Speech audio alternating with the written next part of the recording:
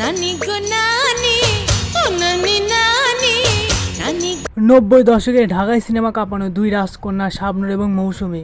ভালোবাসতে গিয়ে আমি দুঃখই শুধু। দুজনের রয়েছে কোটি কোটি ভক্ত, অসংখ্য সুপারহিট সিনেমা এবং কালজয়ী চরিত্র।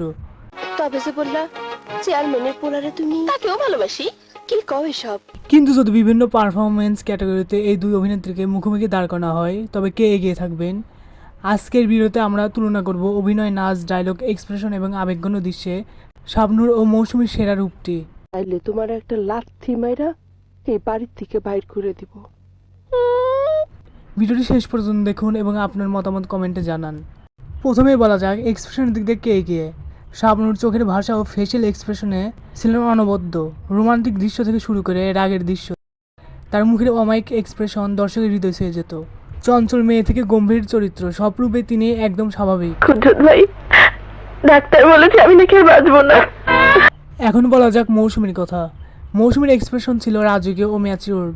কেমন থেকে মেঘলা আকাশ, প্রতিটি সিনেমাতে তার ন্যাচারাল অ্যাক্টিং ও ব্যক্তিত্ব নজর কেড়েছে। এখানে পয়েন্ট চঞ্চল ও মিষ্টি এক্সপ্রেশনে শাবনূর কিছুটা এগিয়ে, অন্যদিকে গম্ভীর ও ব্যক্তিত্বের প্রকাশে মৌসুমী অনন্য।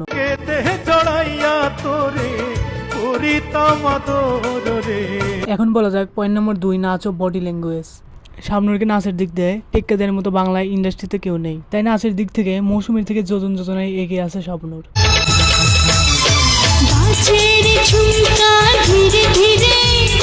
কিন্তু তাই বলে মৌসুমী খারাপ নাচে এমনটাও নয়, মৌসুমী যথেষ্ট ভালো নাচে।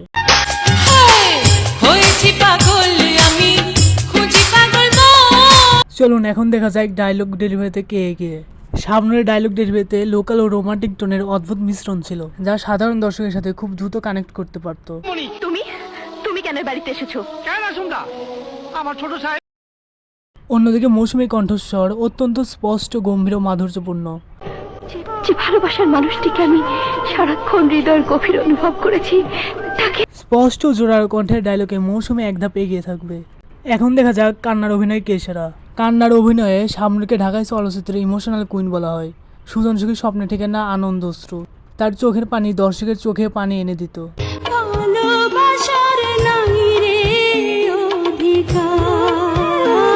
মৌসুমীর কান্নার দৃশ্যগুলো ছিল গম্ভীর ও সংযত। কান্না চেপে রাখা বা নীরব কষ্টের অভিনয় তিনি চমৎকার দক্ষতা দেখিয়েছে, যেমন মেঘলা আকাশ, কখনো মেঘ কখনো বৃষ্টি। তুলনা করলে কান্নার দৃশ্যে দর্শককে কাঁদাতে শাবনূর অপ্রতিদ্বন্দ্বী। ডাক্তার বলেছে আমি নাকি আর বাঁচবো না।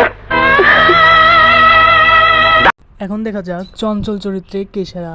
চঞ্চল ও দুষ্টু চরিত্রে শাবনূরের জুড়ি নেই। শ্বশুরবাড়ির জিন্দাবাদ বা মোল্লাবাড়ির বউ, তার টাইমিং ও ফানি এক্সপ্রেশন ছিল দারুণ। সিনেমায় দেখেন নাই দুই মাইয়ের একই রকম চেহারা, তা তো হতেই পারে। তবে মৌসুমীকে আমরা খুব একটা চঞ্চল চরিত্রে দেখতে পাইনি, যদিও থেকে থাকে আমার এখন মনে পড়তেছে না। যদি মনে পড়ে আপনাদের কমেন্টে জানান। মনের মানুষ পাইলাম রে। তো বন্ধুরা, শাবনূর কে মৌসুমী কে সেরা, এই প্রশ্নের এক কথায় উত্তর দেওয়া কঠিন। শাবনূর ছিলেন রোমান্টিক, চঞ্চল ও ইমোশনাল ড্রামার অনবদ্য রানী, যিনি সাধারণ মানুষের হৃদয়ে সরাসরি জায়গা করে নিয়েছেন। অন্যদিকে মৌসুমী ছিলেন এক গ্ল্যামারাস, সাবলীল এবং শক্তিশালী অভিনেত্রী। তিনি গ্ল্যামার থেকে সিরিয়াস সব ধরনের চরিত্রে নিজেকে প্রমাণ করেছেন।